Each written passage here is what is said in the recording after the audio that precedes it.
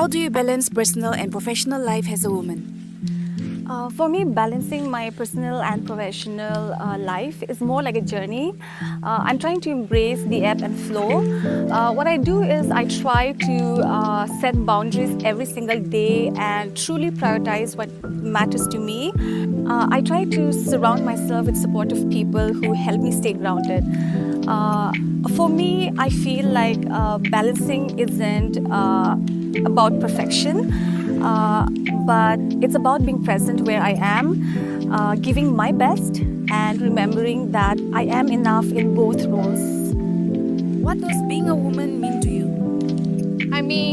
Just the fact that I'm being born as a woman in itself, it gives me immense pride. I wake up every morning being grateful about it because I have both the softness and strength. Softness in the way I carry myself and take care of someone, and the strength because I can literally carry a baby, be a mother, be a daughter-in-law.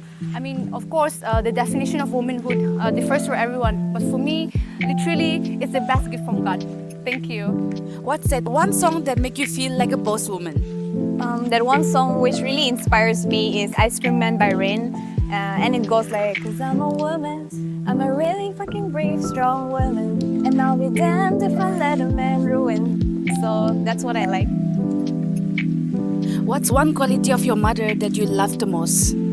Okay, so my mom, she's one of the most important person in our lives, and the quality that I love about her is she's very patient, very kind, and too humble to talk about. But thank you so much. If you could give a shout out to one woman today, who would it be and why? It would be my friend Veronica because she inspires me to be kind, confident, and independent. So here's a small token of love from Beauty Barn. We hope you like it. Oh my God, thank you so much. Happy Women's Day! Happy Women's Day. Happy Women's Day. Happy Women's Day.